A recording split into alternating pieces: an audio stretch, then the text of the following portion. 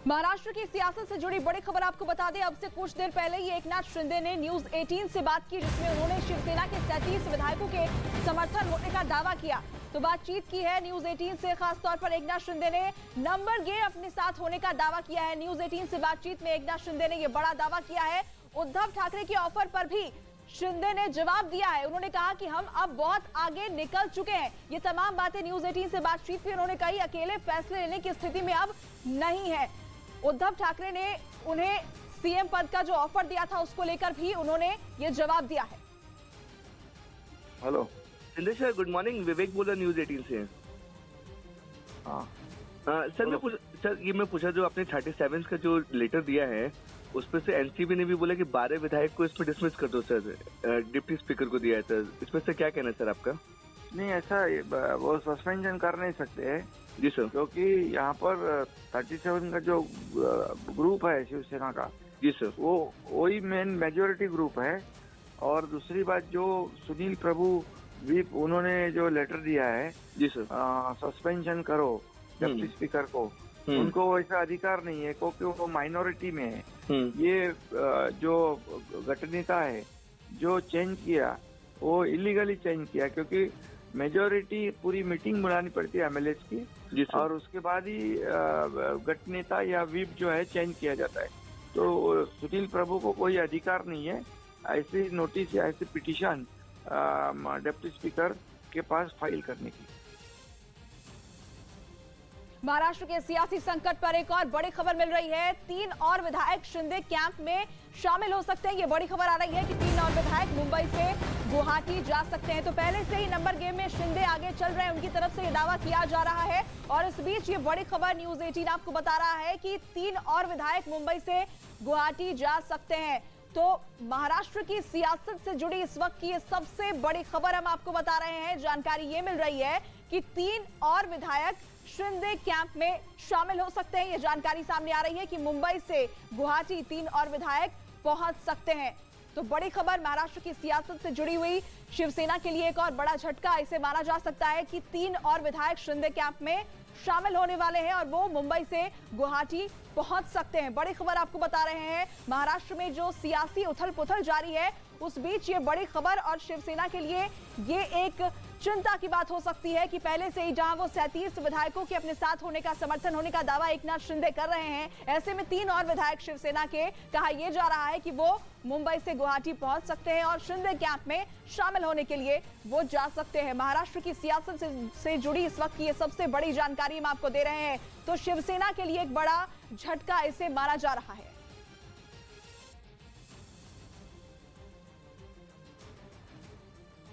महाराष्ट्र का सियासी संकट और गहराता जा रहा है। एक तरफ एकनाथ शिंदे लगातार ये दावा कर रहे हैं कि उनकी स्थिति महाराष्ट्र के सियासी दंगल में और मजबूत होती जा रही है, तो दूसरी तरफ शिवसेना उनकी शिकायत लेकर डिप्टी स्पीकर के पास पहुंच गई। जी हां, इस बीच शिवसेना से बागी हुए एकनाथ शिंदे ने बड़ी चाल चलते हुए महाराष्ट्र के गवर्नर और विधानसभा के डिप्टी स्पीकर को एक चिट्ठी लिखी है। इस चिट्ठी में शिंदे ने 37 विधायकों के समर्थन का दावा किया है। इतना ही नहीं, इस चिट्ठी में शिंदे ने खुद को विधायक दल का नेता भी बताया है। तो वार और पलटवार दोनों ही जारी है। महाराष्ट्र की सियासत में चिट्ठी लिख दी गई है जिसमें खुद को विधायक दल का नेता एकनाथ शिंदे ने बताया है और साथ ही 37 विधायकों के समर्थन का दावा भी उन्होंने किया है। एकनाथ शिंदे ने गवर्नर को यह चिट्ठी लिखी है और साथ ही साथ डिप्टी स्पीकर को भी उन्होंने चिट्ठी भेजी है। चिट्ठी में आपको बता दें कि 37 एमएलए के समर्थन का जिक्र एकनाथ शिंदे की तरफ से किया गया है। साथ ही उन्होंने खुद को विधायक दल का नेता भी कहा है।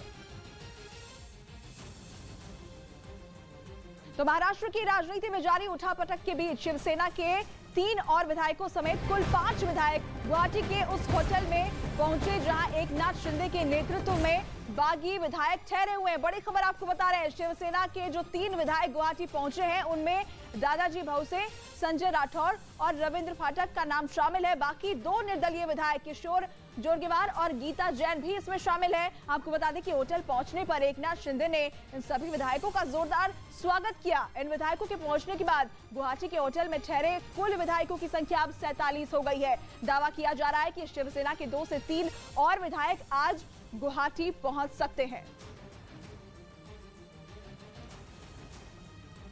और इस बीच शिवसेना के नवनियुक्त विधायक दल के नेता अजय चौधरी ने महाराष्ट्र विधानसभा के उपाध्यक्ष से एकनाथ शिंदे समेत 12 विधायकों के खिलाफ कार्रवाई की मांग कर दी है। अजय चौधरी ने विधानसभा के उपाध्यक्ष नरेंद्र केजरीवाल से मुलाकात कर विधायक दल की बैठक में शामिल नहीं होने वाले 12 विधायकों की सदस्यता रद्द करने की मांग की। आपको बता दें कि एकनाथ शिंदे के अलावा जिन विधायकों की सदस्यता रद्द करने की मांग की गई है उनमें तानाजी सावंत, प्रकाश सुर्वे, बालाजी किरनिकर और अनिल बाबर के नाम भी शामिल हैं। कल हमने पार्टी की मीटिंग बुलाई थी सभी विधायकों की। उस मीटिंग के पहले उसकी नोटिस जारी कर दी थी। उस नोटिस में हमने लिखा था कि आप इस मीटिंग को अगर नहीं आए तो आपके ऊपर संविधान के अनुसार कानूनन कार्रवाई होगी। अब वो नहीं आए, कुछ लोगों ने नोटिस के जवाब दिए, कुछ ने गलत सलत कारण बताए। वो कारण उसमें लिखा था कारण अगर प्रभावी नहीं होंगे तो उसके ऊपर कार्रवाई होगी। अब इसके लिए हमने उनके पिटीशन कर दिया आज माननीय उपाध्यक्ष जी को और कहा कि इनकी सदस्यता रद्द की जाए, ये हमारी मांग है। 12 लोग हैं, आज 12 लोगों की नोटिस हमने जारी। एक और बड़ी खबर आपको बता दें, महाराष्ट्र विधानसभा के डिप्टी स्पीकर से 12 बागी विधायकों की सदस्यता खत्म करने की मांग पर एकनाथ शिंदे ने भी पलटवार कर दिया। उन्होंने ट्वीट कर कहा कि 12 विधायकों के खिलाफ कार्रवाई की अर्जी देकर आप उन्हें डरा नहीं सकते। शिंदे ने ट्वीट किया कि वो बाला साहेब ठाकरे के असली शिवसेना और शिव सैनिक हैं। उन्होंने कहा कि कानून जानते हैं, इसलिए ऐसी धमकियों से वो डरते रहिए और ऐसी धमकियों को भाव नहीं देते।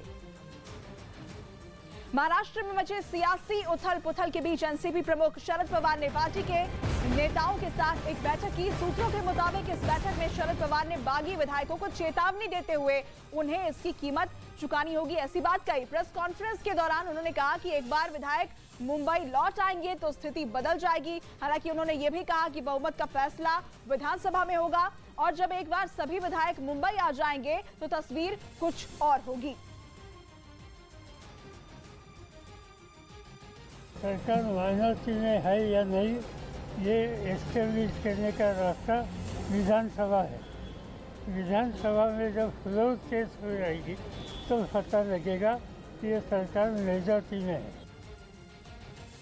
वहीं शरद पवार ने एकनाथ शिंदे पर निशाना साधते हुए कहा कि आरोप लगाने वाले 2.5 साल पहले कहां थे? 2.5 साल में इन्हें हिंदुत्व क्यों नहीं याद आया? सीधी बात है कि 2.5 साल ये जो कहते हैं वो एनसीपी और कांग्रेस के साथ थे। 2.5 साल यानी 1 दिन 2 दिन 4 दिन में, और ये 2.5 साल में जब हुकूमत हाथ में लेने के लिए उनको मौका मिला तब इसमें शामिल हो गए। तब उनके हिंदुत्व का सा इशू इनके मन में कभी आया नहीं। ये एक एक्सक्यूज है, दूसरा कुछ नहीं। तो वहीं केंद्रीय मंत्री नारायण राणे ने ट्वीट कर एनसीपी प्रमुख शरद पवार पर पलटवार किया। उन्होंने आरोप लगाया कि शरद पवार शिवसेना के बागी विधायकों को धमका रहे हैं। राणे ने कहा कि अगर बागी विधायकों को विधानसभा में किसी भी तरह का नुकसान पहुंचाया गया तो इसके परिणाम भुगतने होंगे। तो आरोप लगाया है शरद पवार के ऊपर और साथ ही चेतावनी दी है, अंजाम भुगतने की चेतावनी नारायण राणे ने ट्वीट करके ये तमाम बातें कही है। नारायण राणे ने शरद पवार पर पलटवार करते हुए कहा है कि शरद पवार विधायकों को धमकाने का काम कर रहे हैं। बागी विधायकों को लगातार धमकाया जा रहा है, लेकिन उन्होंने ये भी कहा कि परिणाम भुगतने के लिए तैयार रहे। वहीं उद्धव ठाकरे आज राज्य के सभी जिला प्रमुखों के साथ बैठक करने वाले हैं। ये बैठक मातोश्री में दोपहर करीब 12:30 बजे होगी। इस बैठक में पार्टी को मजबूत बनाने समेत कई अहम मुद्दों पर चर्चा की जाएगी। तो उद्धव ठाकरे ने सभी जिला प्रमुखों के साथ ये बैठक बुलाई है। मातोश्री में दोपहर 12:30 बजे ये बैठक होगी, जिसमें कई अहम मुद्दों पर चर्चा की जाएगी। महाराष्ट्र में जो सियासी संकट जारी है उस बीच ये बैठक कई मायनों में अहम हो जाती है। सभी जिला प्रमुखों के साथ उद्धव ठाकरे मातोश्री में ये बैठक करने वाले हैं। शिवसेना और सरकार पर लगातार संशय बना हुआ है। केंद्रीय मंत्री रामदास अठावले ने कहा कि असली शिवसेना विधायक एकनाथ शिंदे की है। उन्होंने कहा कि शिंदे का विद्रोह शिवसेना के लिए एक बड़ा झटका है। शिवसेना ने बीजेपी को धोखा दिया। 2019 में शिवसेना ने बीजेपी को तो धोखा दिया, लेकिन एकनाथ शिंदे ने शिवसेना का धोखा किया। मतलब एकनाथ शिंदे जी ने अलग होकर एक बहुत बड़ा चैलेंज माननीय उद्धव ठाकरे जी के सामने रखा है कम से कम 42 MLA उनके साथ है, जो 56 MLA है उसमें जो 42-43 MLA अभी उनके पास है, और भी 4-5 MLA उनके पास आने की संभावना है। और अभी मतलब बहुत ही जल्द माननीय देवेंद्र फडणवीस जी मुख्यमंत्री बन सकते हैं।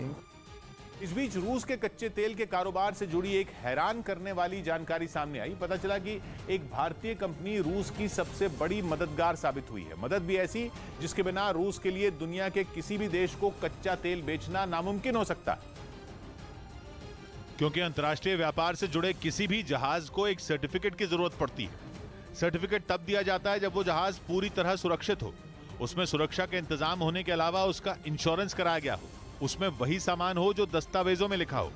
ये सभी बातें तब मानी जाएंगी जब जहाज के पास एक खास तरह का सर्टिफिकेट होगा। International association of classification societies यानी IACS भारत की एक ऐसी संस्था है जो इस तरह के सर्टिफिकेट दे सकती है। दुनिया में केवल 11 कंपनियों को ही सर्टिफिकेट जारी करने का अधिकार है और भारत की IACS उन 11 में शामिल है। वैसे तो रूस की एक कंपनी का नाम भी उन 11 संस्थाओं में है, लेकिन यूक्रेन जंग के बाद लगे प्रतिबंध रूस को भारी पड़ गए। रूस की सर्टिफिकेट देने वाली कंपनी से यह अधिकार छीन लिया गया, जिसके बाद रूस के जहाजों के लिए सर्टिफिकेशन एक बड़ी चुनौती बन गई। लेकिन दावा यह है कि भारत की कंपनी IACS इस मुसीबत के वक्त में रूस के काम आ गई। और यह दावा IACS की वेबसाइट पर मिली जानकारी के आधार पर किया जा रहा है।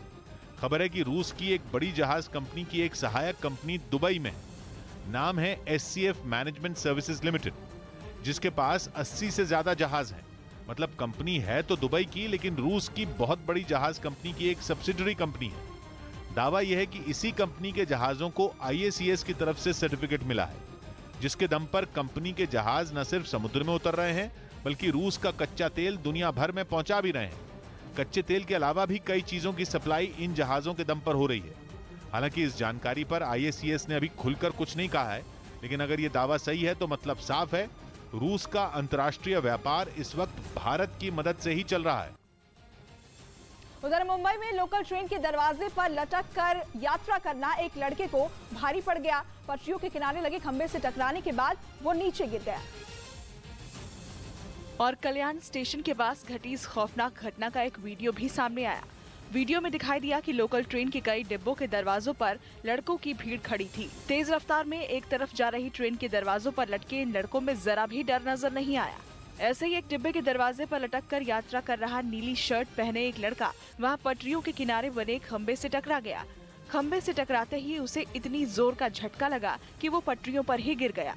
पुलिस के मुताबिक हादसे में वो लड़का बुरी तरह घायल हो गया, जिसे बाद में अस्पताल में भर्ती करवाया गया।